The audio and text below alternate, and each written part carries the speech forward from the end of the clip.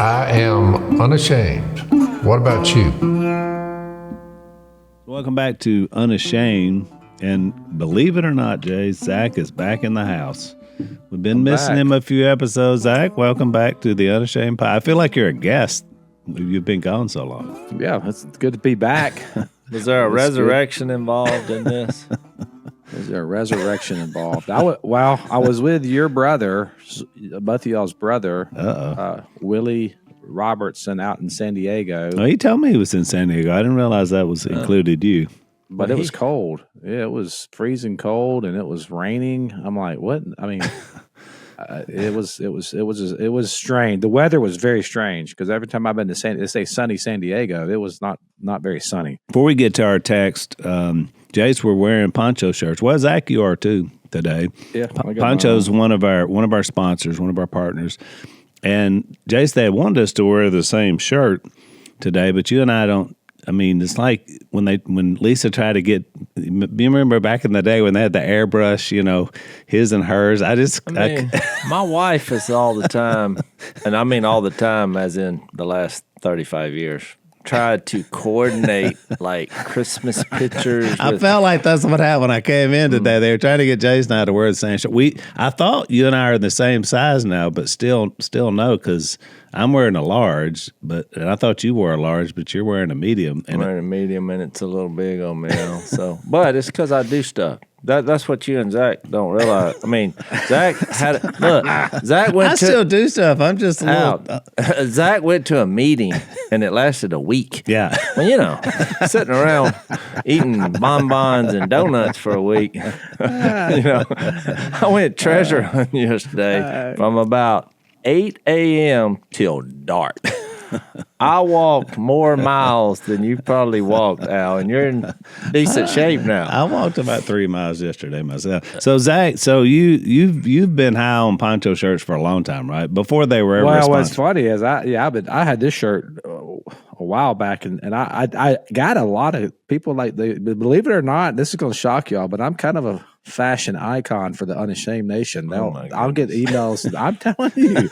I feel like you need to have a little laughy face. These people put these little emojis. Like a little emoji, yeah. Just put them up behind his head, Maddie, as he's talking. I'm telling y'all, you'd be surprised at how many people. But this one particular shirt, for example, I had a lot of people say, "Hey, where'd you get that from?" So then when Poncho reached out to sponsor, I was like, "Hey, that's perfect. Everybody wants to know anyway." So. Yeah, they're great shirts. Well, I will say this shirt is super comfortable, and I do like their product a lot. So if you're looking for some really good looking stuff, and Lisa likes them as well, which I've gotten to the point in my life where my wife buys more clothes for me than I do. I've hit that place. Well, we're there. I'm there too. Yeah, and so Poncho's a good place to do that. So we love these guys, and we're glad to have them with us. It's like 80 degrees here. In fact, I got out of the truck this morning, and this will air later, but when I got out, because opening day of duck season is tomorrow. Oh, it's duck season eve. And I got out of the truck, and I was like, doesn't feel like it's super dry. It's hot. I mean, it's like. Weird turn of events with the weather and the lack of water. Yeah. I did something I've never done before. I put out the decoys day before yesterday. I know, Jay told me. So I was asking Jay, I was like, because I'm going tomorrow, first time in probably 3 or 4 years. And I said, what kind of boots do I need? And he just started laughing. And he was like, you don't need boots. We're on dry ground. And I was like, what? What kind of hunt is this? I've been gone too long. Well, we're doing crazy things. It's never been this dry in November. So, Jase, I sent out a challenge after Dad made the crossover to the awaiting the resurrection last summer. Yeah, we're going to talk about that today. Yeah. So I made a challenge to my brothers that I was going opening day to honor Dad. And I said it'd be great if we were all there. Well, of course, in classic Robertson fashion, I never hear a word from either one of them. So I didn't know until yesterday that they have answered the challenge. The four brothers, Zach, will be in the blind tomorrow. And I'm going to say the last time we probably all four were duck hunting together would at least be a couple of decades ago. I mean, it's been a long time. Yeah. Well, Willie's still working it out. Oh, he just sent me a text that I think I should read. Oh, you should. It's breaking news. Good, because I have heard Zippo. It sounds like he's coming. He said, "What's the boot situation tomorrow?" Which is exactly what I asked. What time are we meeting? Also, I have a tight schedule. There's the Listen to this. I have to flip a coin at the Louisiana Tech Liberty football game tomorrow. So it's definitely a time crunch to get out of there. I just put, let me check.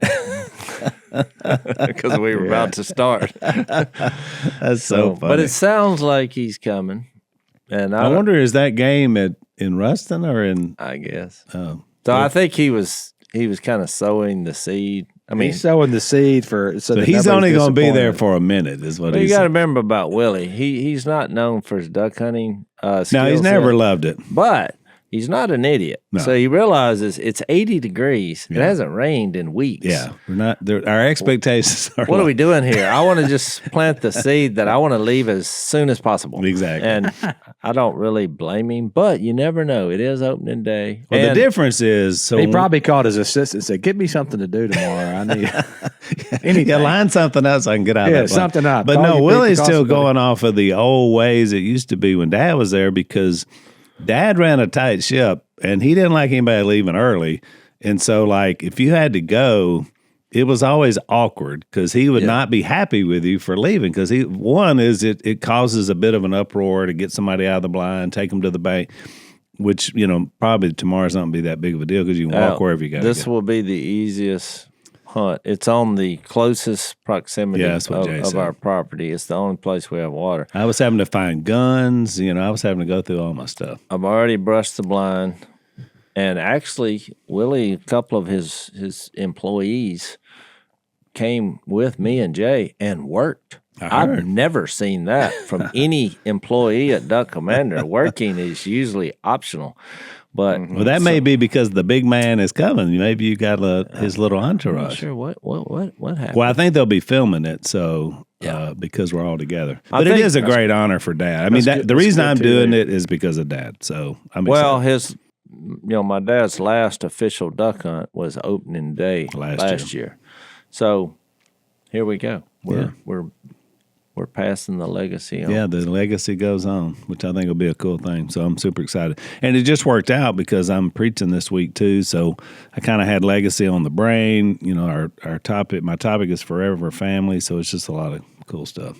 So so we'll see how it goes. We'll give you a report next time we're together. Well, maybe the time after we're together, because we're doing another podcast. That's right. Exactly. So Zach, is anything else in your world you can tell us before we launch in here? Well, what's going on in my world? I do have news. This is kind of exciting, actually. So you guys remember when we had Larry Fleet on the podcast? Mm-hmm. So I actually talked about him recently because I just heard his Christmas song. He redid the song. Do you remember the song from Christmas Vacation that Ray Charles did, that when Chevy Chase is watching the reels of his old family? That really soulful sound. Yeah.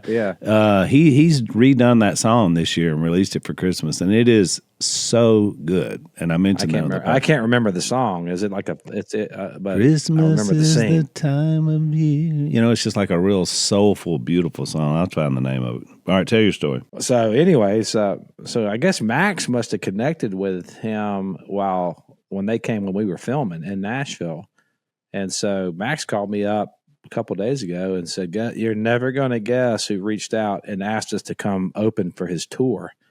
And I said, and I started throwing out names. He said, "Not Larry Fleet." So Max and Layla, Dasher the band, they're actually going to be doing a tour with Larry Fleet, and then I think they're even going to go over into Europe and do his European tour. So they're fired up. So next year, that's something.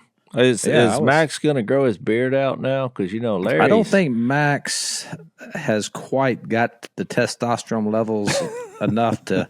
He can't do it. I hate to say it, that but Dasher yuppie blood just. Well, hold on. Can Reed grow a beard? I think so. I don't know. I'd have to see. The last time I saw Reed, he was wearing a beard. Well, Max ain't there yet. I'll admit it. Yeah. Max is not there yet. He's got a little There seems to be a mustache, little something lost on the next generation because, we have John Luke on the Hillsdale podcast, and he's got a little kind of, Dad would call it psychiatrist beard. It looks like it's trying to fill Now, in. John Luke can grow a beard though. He could do a beard. He can do the full beard? He could do the full beard. Okay. I'll give him. So that. it's called Max- the spirit, that spirit of Christmas, Zach. And Ray Charles did it in 1985. So the holidays are meant for giving, but that doesn't mean that you can't get a little something back too. Between road trips to see family, hosting holiday dinners, and countless grocery and gas runs this season can really put a strain on your wallet.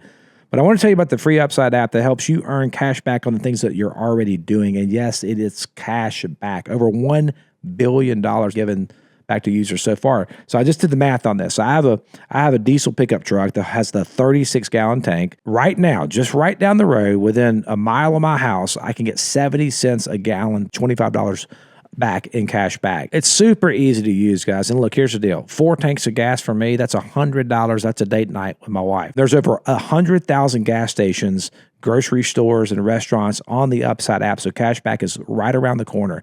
And yes, it's cash back, so there's no confusing reward points. You can earn 3 times more cash back with the Upside than any other product on the market. This includes loyalty programs and credit card programs. Super easy to use. Upside has given back $1 billion to its users. To find out how much you can earn, download the free Upside app and use promo code UNASHAMED, and you get an extra 25 cents back for every gallon on your first tank of gas. That's an extra 25 cents back for every gallon on your first tank of gas. Use promo code UNASHAMED.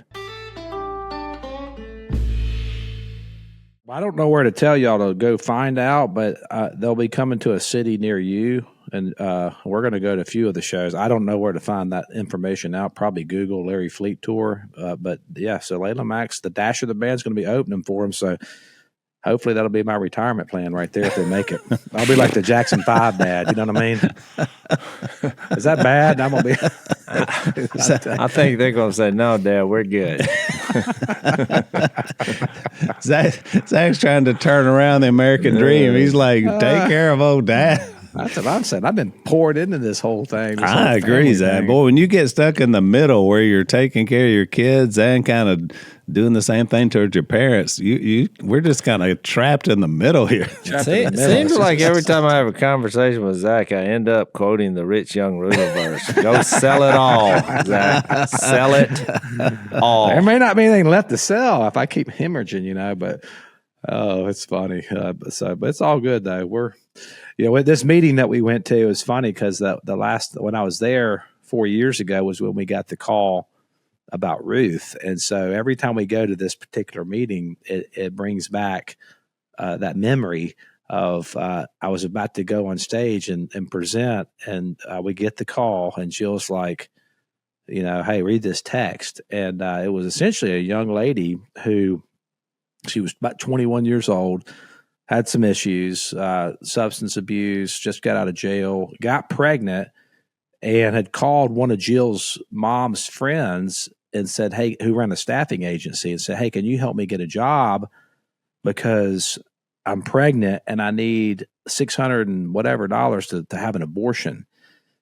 And I don't know why this lady told her this, but she said, would you keep the baby if I can find you a family that would adopt? I think I have this family that would want to adopt your baby. I don't know why she told her that, because we weren't in the market for adoption. I had told Jill, I did tell Jill if somebody ever knocked on our door and asked us to adopt their baby, that I would say yes to that, thinking that's never going to happen.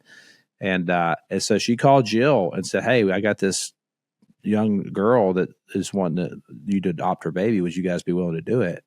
And so I'm looking at this text and I'm just like, and I don't know where the Holy Spirit just came over me, because I was very scared to do that. But the Holy Spirit just came over me, and I got this overwhelming just peace and conviction. I was like, tell her we'll adopt the baby.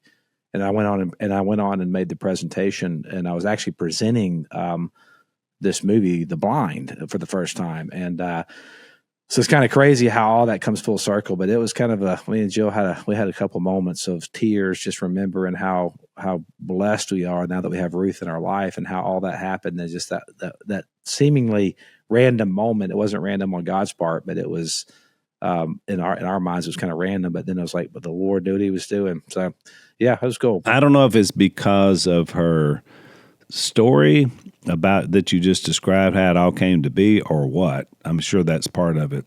But your daughter is about the sweetest child I've ever seen. So, I mean, just every time I'm around her, I have the same feeling you just described, Zach. So, I don't know. Maybe it's just because this whole idea of how it connects to us being sort of adopted, from the Ephesians 1 context of, Jesus getting us into this great forever family. I don't know if it's that's it or what, but something about that touches me as well. So it's very special.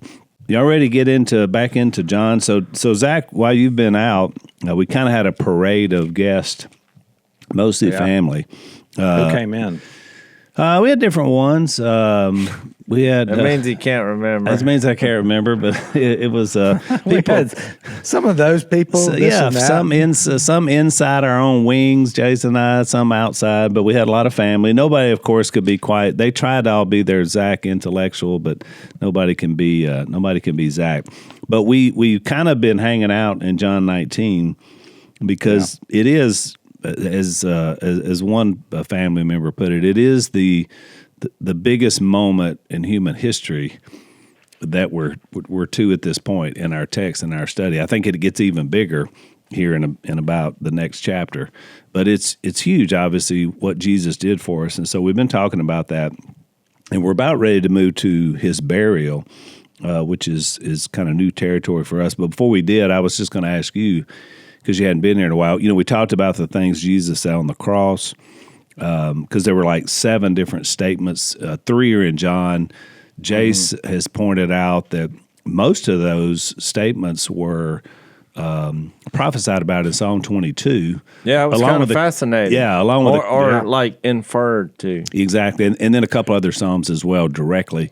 And so all these things had been talked about, had been pointed to. There was really no reason to miss it, and yet everybody was seeming to miss it, including his own followers, even in the moment.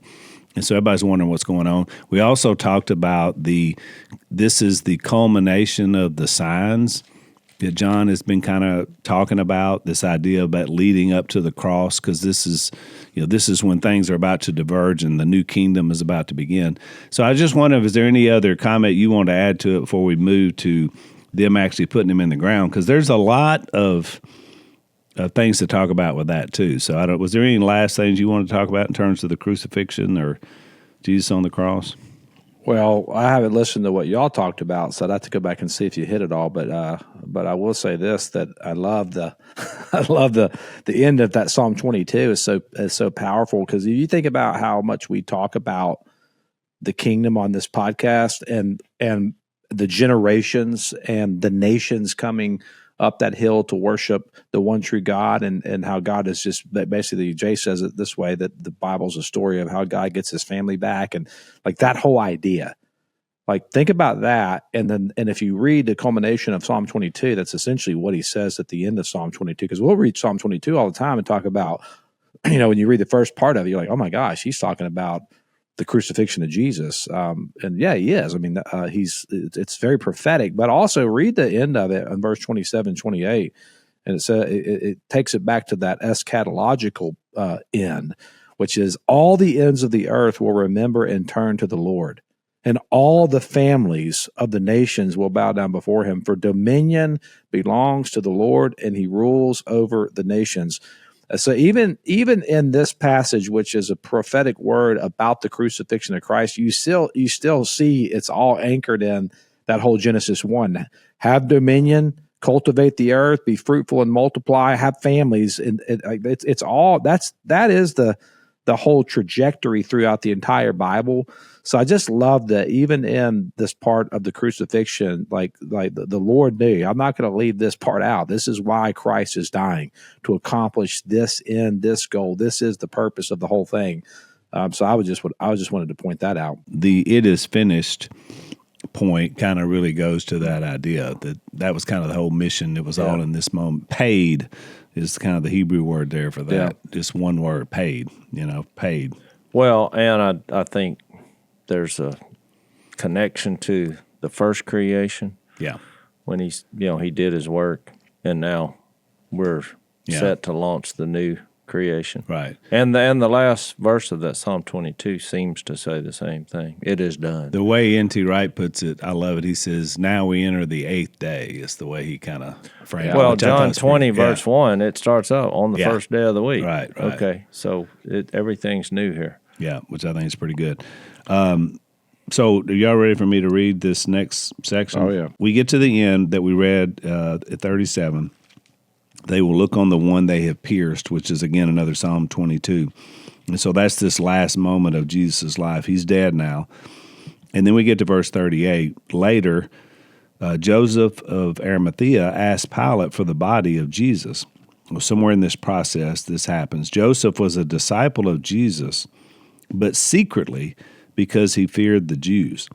So this is another one of those where he's in leadership. He's part of the Jewish council, and I did a little bit of research on him. Obviously, he was a wealthy man.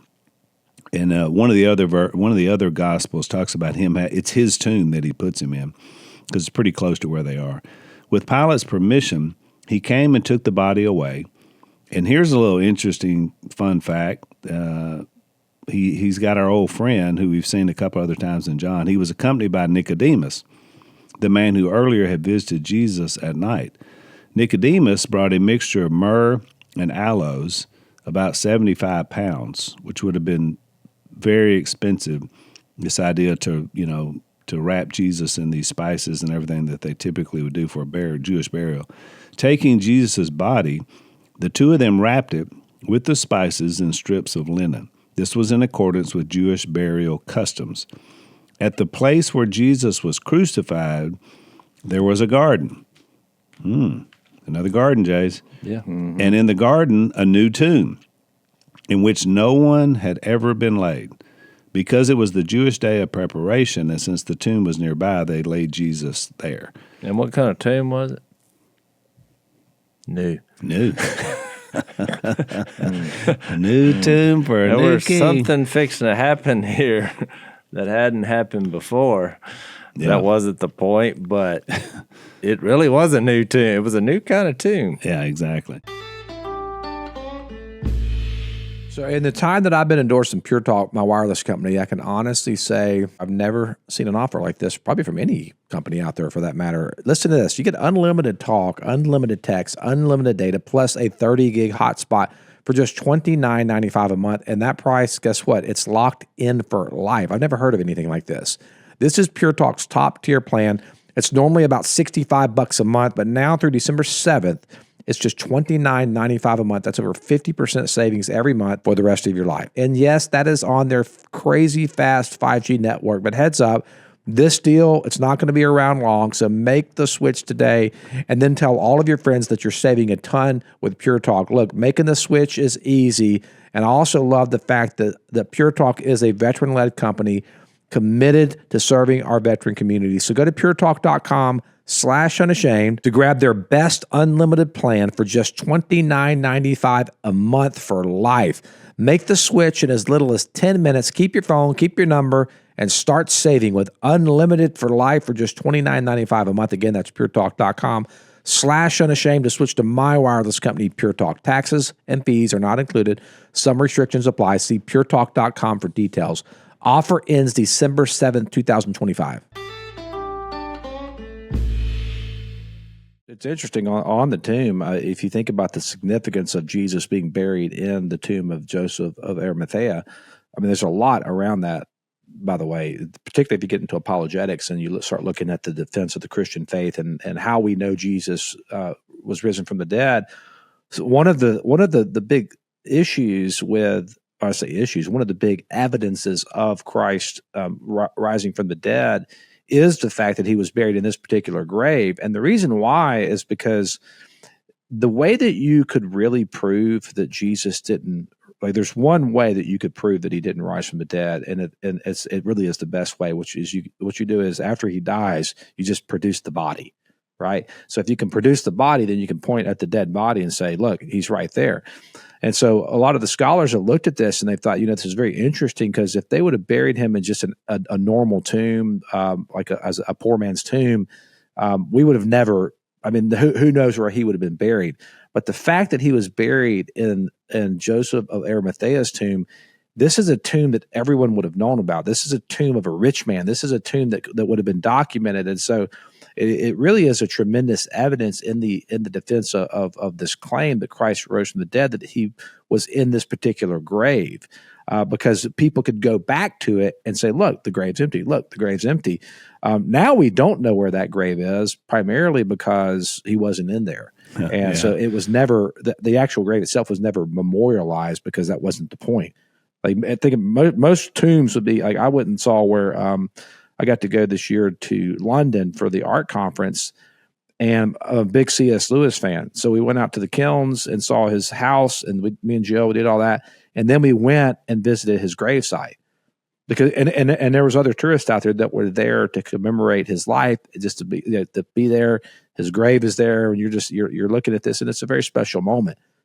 That never happened around Jesus, and the reason why is because he was not in the grave. There was nothing to commemorate about the grave because he wasn't in there. And I just think that's an incredible evidence for his bodily resurrection. In preparation of where we're headed next, when we get to chapter 20, I was doing some research about graves in that area.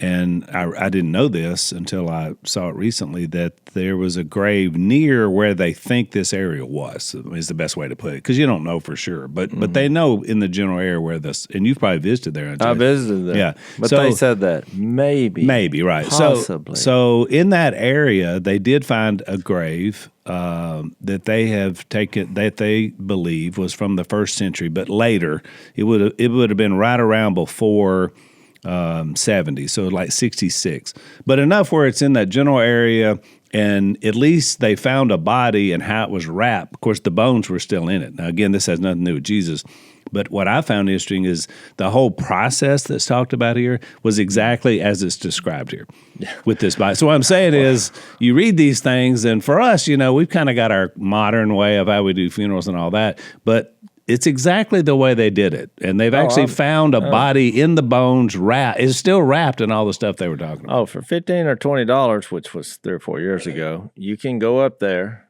and this is the tomb. Yeah. You enter it. Yeah. And they do it one at a time. Yeah. Or like if you're married, like me and my wife went in. But so it's like a little small hole. Right? Yeah. But once you go in, it looks like a little room that's been, because it almost has like a rock shelf kind of. Well, it's kind of excavated, with it's kind of the place where you lay down, which is just a rock bed. And the one we went in had 2 little rooms. Yeah. And they have it lit. But what's so interesting is, and I had a moment, because of course they're charging to do this, but when you stick your head back out, something happens to you. Something physically came over me from a spiritual perspective, because I thought, well, this is what I believe. Yeah. I believe this happened. Yeah. That he came through here. Even though he didn't have to. It's like that question about, well, why was the stone rolled away? Because really, if you had the power to come back from the dead, what's this stone you speak? Yeah. And so I like, because he's going to walk through some doors later. So. I like the preacher analogy of the stone was rolled away to let us in, not let him out, which I think is a good point. And really, when they come to the tomb, they more believed on what they didn't see, which is, I think, a prelude to faith. The fact that the body wasn't there is what was really exciting. Exactly. So I think we do need to get into, what happened. What happened here? How does this happen? Yeah. Because really, I had a guy yesterday when I was talking about I did stuff yesterday. I went treasure hunting, and I was with a large group, and I kind of broke off from the group. Well, I found a hot spot, so I started finding this stuff. And people didn't want to come in. All my buddies didn't want to come. It's kind of an unwritten rule. It's kind of like fishing, right? If you found some fish, you're not just coming with a crowd of man. Small area. So I looked up at one point, and they were all gone. They had moved somewhere else, and so I was by myself, but I was still finding stuff. It was a spectacular day. But at some point, I just looked up, and there was a guy standing there, which made me nervous for a second. Young buck. Because you've got the headphones on. Got the headphones on. I'm pretty good ways from any road or my truck, and he's made the walk out there because he recognized me from a distance. And I said, what's going on? And he said, well, I thought that was you. I just wanted to see if it was. I thought, well, that was a long walk just for confirmation. But he said something about Camp Chioka, and I thought, oh, okay. And so I said, well, are you following Jesus? Because I thought this is a situation here where I don't know what his intentions are. Right. So let's go ahead and cut to that chase, because if he's planning on putting me in the ground here, because he was just acting kind of weird. And he said, well, I try to. And I thought, I said, most people I've heard say that usually means they're not. Exactly. It was just like, Jase, I was at a hotel recently, and I handed a guy a letter, and I said, can you get this in the outgoing mail? He said, I can certainly try. Yeah. I didn't feel good about that letter. And guess what? It never got there. Exactly. Well, to be fair, that's a good communication policy. If you don't promise things you can't deliver. That's right. Yeah. So that led to some clarity. I didn't ask him anything else. It led to, he said, yeah.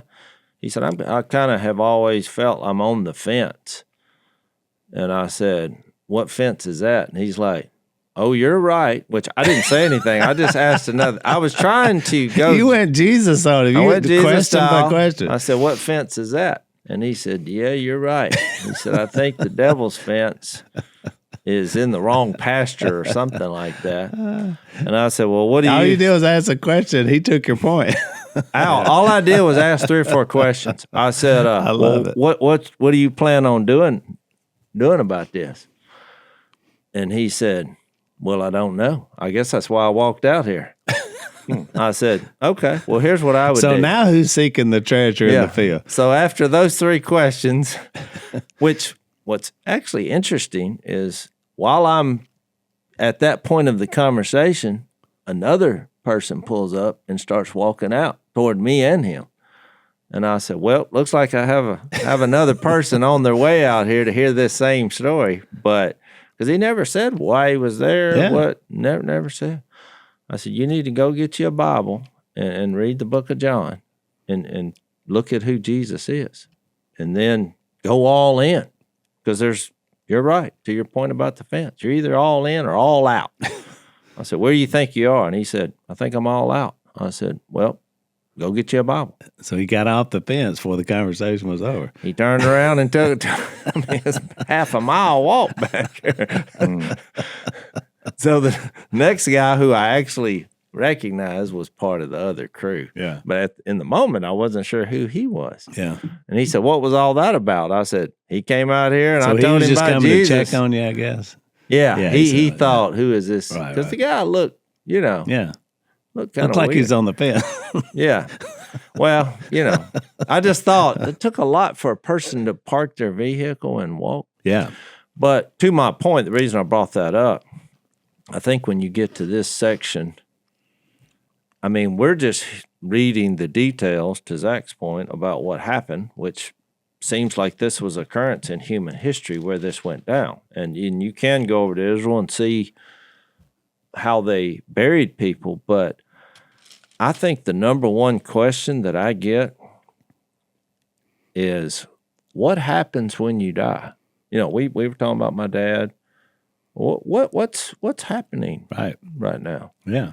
In my research. Because this week in particular, Jase, to your point, I have thought so many times, because we've talked about him so much, we're talking about hunting, and then this thing with this, I mentioned earlier in the week, these people that came to Christ, and because they watched a video of his, and I get all these information. I thought, if there was ever a time where I wish he had an awareness of what was going on back here on earth, it would be today. I have no idea exactly what he's aware of. So there is a big question about it. So this Christmas, as always, we celebrate the gift of life. You have an opportunity to share that same gift with a mother and her baby. Imagine a young woman facing an unplanned pregnancy, feeling alone and unsure of what to do. She's searching for hope And that's where preborn ministry comes in. Meet a young woman who was unmarried when she found out about her pregnancy. And when the angel Gabriel announced she would conceive by the Holy Spirit in Luke chapter 1, it was a shocking and socially risky revelation. Joseph even considered quietly ending their engagement until an angel appeared to him as well in Matthew chapter 1, 18 through 25. This divine appointment was the fulfillment of prophecy and salvation for all of us. Every mother preborn serves faces a moment of decision when she sees her baby's ultrasound. In that sacred moment, she has the opportunity to say yes. Preborn's mission is to help her find the courage, faith, and support to do so. And that's why we support the pro-life battle. Jase and Zach and I all have different fronts by which we fight this battle. So this Christmas, for just $28, you can help save a life that could change the world. And thanks to a special matching grant, your gift is doubled. To donate, dial pound 250, say the keyword baby. That's pound 250 baby. Or go to preborn.com/unashamed. That's preborn.com/unashamed. You know what I found fascinating just in researching this, and I pulled this up in my history where I was looking at this, because a lot of this gets into kind of I think the way we depict things or in the church as members of Jesus. We kind of like what Zach did right off the bat. We talk about kind of the historical accuracy and evidence of this. Even one of our past podcasts, I forgot who was here when we were talking about that. Remember that we was talking about there's historical documentation about Jesus being here from the Romans and Josephus and just the history of all this. And you were mentioning that the universal acceptance is Pilate. Yeah, there were like two things that kind of all Christian, whatever brand they are, like universally agree on was that John the Baptist baptized Jesus and Pilate handed over, Jesus to be crucified. Right. So it's like in all the history and even all the forms of Jesus following people, they all agree with that. Right. So, and even the world, I think, to a certain degree, says, okay, there was a guy named Jesus, must have been a pretty good fella if he's doing what he did. But I looked up, because it gets into this, like, is it science? I believe in science, and this is contrary to science, is what even people go in the creation, and they're like, they kind of look at that story, and they're like, that doesn't sound very scientific. Their views of how the earth was formed and the expanse. But I've always said, and I agree with, because I think most Christians will say, well, this is not a science book. That's not the purpose of it. I mean, Zach quoted me earlier about it's about God getting his family back. That's the overall arching theme. But what I did find interesting, I did, because it's fun now. AI, you can ask them questions and you get fun answers because it's just, you have all this knowledge at the ready. So I basically put in there, how does the fact that matter can't be created or destroyed work with dead bodies that decompose? So I was like, well, if matter can't, I wanted to hear, I was trying to be clever. Yeah. On explain to me what happens when a person dies. So that has no spiritual connotation whatsoever. Yeah, that was a scientific question. Well, it's amazing because it's like, it starts off saying this is not a violation of the law of thermodynamics when you die. And it tells you what happens. The body's atoms are not destroyed, but are broken down into simpler forms and returned to the environment. Microorganisms, along with physical and chemical processes, break down the organic matter, recycling the atoms into the soil, water, atmosphere to be used by other living things. The body's energy, this is why I'm reading this, the body's energy. Now, this is AI giving you the scientific summation. So the even AI energy recognizes there's something, a part of a human body beyond just the physical composure of the matter and the mass. The body's energy is also converted from chemical bonds into heat, dispersing into the surroundings. So nothing goes anywhere, according to science and AI. So I did that because I wanted to read. I brought up that about the new creation that Jesus is introducing. So when you think about, you go back to Genesis 1, which I think we can all agree here, that when you read the story of creation, when it says 126, God said, "Let us make man in our likeness." And would you say that's mankind, Genesis 1:26? It's interesting. I've met people, they're like, oh, no, he just made one man. But Yeah, I would say, it's all of mankind, for two reasons. One, because he then repeats himself in the image of God. He created them both male and female. Yeah, and I was going to get there, but I just wanted to. And then Genesis 9 too. Genesis 9 is another post-fall, post-Adam and Eve, referencing that all man's made in his image, which is why he says it's wrong to murder. Well, right. So it says 126, in our likeness. So he made man in our image, in our likeness, which is interesting because when we get to the law, he's like, don't make images or idols. But God can make images or idols, which is basically us. That's right. The word for that image there is like statue. We're the representation of God.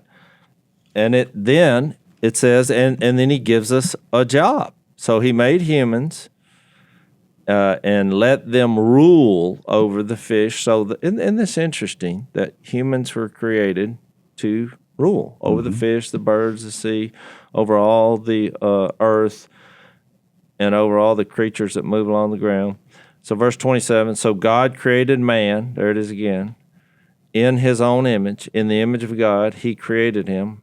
Male and female, he created them. So then he's jumping ahead. Well, but then you get the kind of, I think this is where the idea of what we call the Trinity kind of is a building block of, because well, now you have one mankind, he's making man, but now you have two versions of the species that have different characteristics.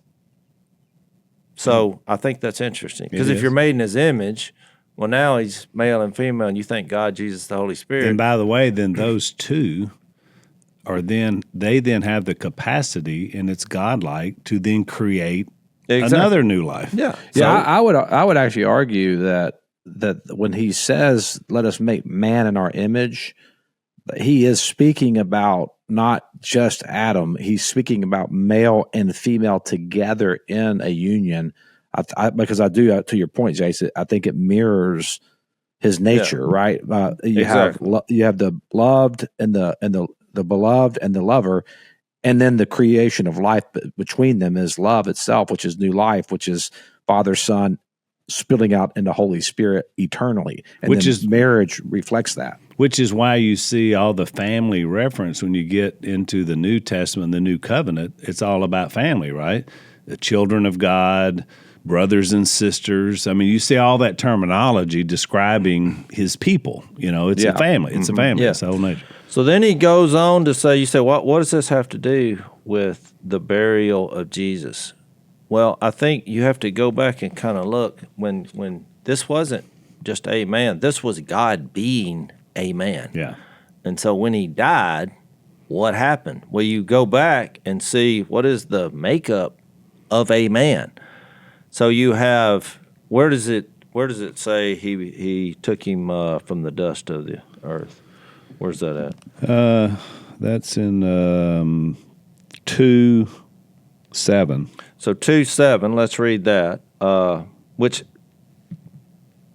Lord God formed the man from the dust. Because when you get to chapter 2, it's like he tells the same story kind of from but now he's giving the specifics of how it happened. Yeah, different angle. The Lord God formed the man from the dust of the ground and breathed into his nostrils the breath of life, which he had already mentioned in 130, because it says, and to all the birds of the air, the creatures that move on the ground, everything that has the breath of life in it. So here we have kind of what makes up what I just read. So from the science, so you would say, well, man consists of basically the dust of the earth, if you believe this to be true, and the divine breath of God, Right. that energy that brings a person as a living being, which what's interesting is a lot of the translations call that soul, Yeah.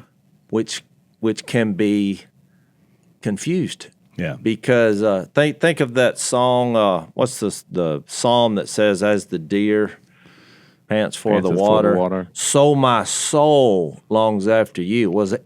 Is he talking about a person, body and soul and spirit, or is he just talking about that soul? Mm-hmm. And I think it's the person. That's how you're viewed, as a living being. Same reference when Paul said, remember when in Acts 17, it's like, as some of your poets have said, we live and move, and are in our being because of him. And you're right, because this a sort of a misunderstanding of those components you mentioned has created a lot of kind of wonky things on the Christianity side. So, Jase, it's that time of year. It's the gift buying, gift giving season, and Jase, you're holding some Brave books, yes, which are some of our favorites, because they help parents raise strong families. They teach biblical values through powerful, faith-filled stories. And each month, Brave sends out a new book that teaches lessons like courage, forgiveness, or standing firm in your faith. Yep, my lovely wife assisted in writing Because You're My Family, and Jeff and Jessica did Dear Valor. And these are the perfect gifts because not only do they make great presents, they're something you can do with your kids and experience being in the presence of one another and talk about the presence of God in a cool way. And when you subscribe, you'll not only get a new book each month, plus you're going to get Missy and Jeff and Jess's book for free. So that's a great blessing for Christmas. And as a bonus, you'll also get access to Brave Plus, their new streaming platform packed with safe, uplifting shows like Iggy and Mr. Kirk with our old friend Kirk Cameron. So it's a great time for your kids, for your grandkids. Visit bravebooks.com/unashamed to get this exclusive offer and use the code unashamed for 20% off your order. That's bravebooks.com/unashamed. Raise them with truth. Raise them brave. I think we get confused on those terms too. Like the spirit, Dallas Willard would say something like, that's like your executive center. It's like it's like your will. But your soul is the integration of the wholeness of what it means to your being. It's the integration point of all that. And I know it gets complicated, but when it comes to your body, I mean, it is key to understand that to be a human, like we're not just a spirit. We are spirits with a body, and that is the distinctive role of our humanity, right? Is that to be human? What does it mean to be human? It actually means you're actually the connecting place of heaven and earth. We talk about that all the time, heaven and earth connecting in a temple. So it makes sense that eventually we become the temple, right? Because we are spirit, but we're also matter. We're also physical. And both are good, and there's not one over the other. They're both, God holds them both in very high esteem. And so when you had mentioned that law of thermodynamics, I was thinking about it for those who may have been like, wait, what? That's a little deep. They did a study, they've done a lot of these chemistry studies where they essentially would burn, they would weigh it they would weigh the material before they burned it. And let's say it's 10 pounds. And then they would burn that material in a vacuum, and then they were able to measure the weight of the ash and the soot and the smoke itself, and they could weigh everything. And what happens is that when they would burn the wood up, for example, they burned the wood, say it weighs 10 pounds before they burned it. Once they weighed everything afterwards, the smoke and the ash and the soot, guess what it weighs? 10 pounds. It's the same. And so the point is that matter and energy, we can't create new matter. And we can't create energy. All that can happen, according to thermodynamics, is that it can be transferred into other forms. And so it is important when you think about, well, when I die, what happens? Well, my body goes in the ground. And if it sits there long enough, no matter if it was embalmed or not, if it sits there long enough, guess what it turns into? Dust. Dirt. Yeah. And heat, as you mentioned, but it's still here in the atmosphere. And for people that are like asking questions like, should I be cremated? Should I be buried? I think, you got to remember that Adam was formed out of the dust, as you just mentioned. So when Christ comes back, he could, it doesn't violate the laws of thermodynamics for him to pull all that back together and these atoms back together into something new. But I do think one other thing, whatever he does at our resurrection, you will have a different kind of body, just like Jesus did. So whatever it is. Well, that's where we're headed to the resurrection. But to your point, you could have your body just immediately evaporated into dust, and then you could get one of those old-timey Dustbusters, and we could like put you in there. Your coffin could be a Dustbuster. Yeah, it could be. I don't even know if they still sell them. They do. But guess what? It's still there. Well, look, and not only that, Jase, how do you come up with this stuff? I mean, that's like, well, you remember the Dustbuster? Yeah, I remember because when I Dustbuster. first saw a Dustbuster, I thought, here we go again. They're using godly principles. They're like, oh no, let's take care of that dust and tuck it away. Yeah, hey, that dust is me, buddy. Right. You know? But look, I learned, Jase, when I did a little tour of New Orleans cemeteries a few years ago, that we're all cremated. Like down there, it's funny because Zach's right. Eventually, everybody's cremated. It may take some time. But you're all going to wind up there. And when you go into New Orleans, it's the same as these tombs we're reading about that Jesus was in and others. The cremation happens naturally. I mean, the process you mentioned. And so in New Orleans, they go in down there, and the Catholic Church owns almost all the cemeteries. The city only owns one in New Orleans. It was just interesting, one or two. And all the rest of the Catholics own it. Well, they rent them, basically. Yeah. So they go in a year after you put a body in there. You go, because of Louisiana, the heat, they're above the ground. You go in there a year later, guess what? Dustbuster. Yeah. Because you're just a little pile there, and then they put another one in there. So to the point of should we be, is it wrong to be? Well, I think we'll answer that question as we go on. But before we conclude this part, I wanted to read this. If you go on in the story in Genesis 2, in verse 15, the Lord God took the man and put him in the garden to work. So work was happening and ruling was happening before sin and the curse. It's not a curse to work. That's right. That he made you. And it's not a curse to rule. Yeah. And when it says, and this is, we're going through this again in verse 19. Now the Lord God had formed all out of the ground, all the beasts of the field and all the birds of the air. So the same process is happening even with the animals. And so Adam, no suitable helper was found. He gets into the details about that. He makes the woman from the rib, which is dust also. That's right. And then what happens? Well, this evil spirit comes along, has this conversation, tells the lie, and there's a sin happens. And then death is introduced as an invader. But we were made to have a being, the divine breath in a body. And so that's kind of where we'll leave off, I guess, for when we come back. But after the sin, you remember what part of the curse was that in verse 3:19, it says, by the sweat of your brow you will eat.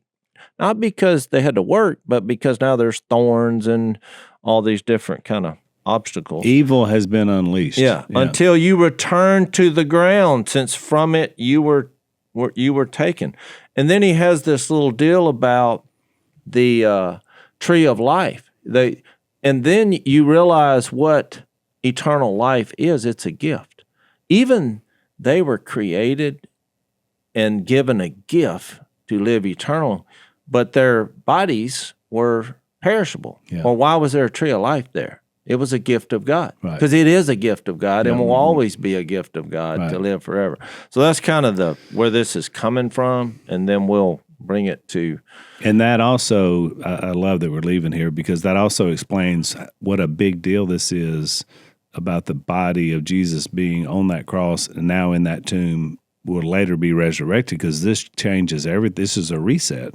It's a reset, and I think it answers questions about heaven and hell, about what happens after you die. Yeah. And we'll get into that. But I think unless you use this as Yeah. the foundation, the new creation can get real confusing. And look, there's a lot of doctrines out there Yeah, it's about crazy what stuff. happens, in between. And Yeah. so we'll address them next Well, time. I will say this just as we're closing out, that the key thing to remember is whatever happens after we die right here, and we got to be careful with this, but it's true, is it's not the final thing. I'm not saying it is better. Well, that's that's what we're going to get to. But we're like, why is Jesus doing this? My whole point is, we're reading a story. Why is he doing this? Yeah. What happened and why? Because literally he could have transformed right there on the cross the second he died. Because he's kind of being he's blazing the trail for future humans. And I really think after you hear the next podcast, you'll feel better about what's going to happen to you in the end. I think so. All right, we'll give it a shot next time on Unashamed. Thanks for listening to the Unashamed podcast. Help us out by leaving a rating and review on Apple Podcasts. And don't miss an episode by subscribing on YouTube. And be sure to click the little bell and choose all notifications to watch every episode.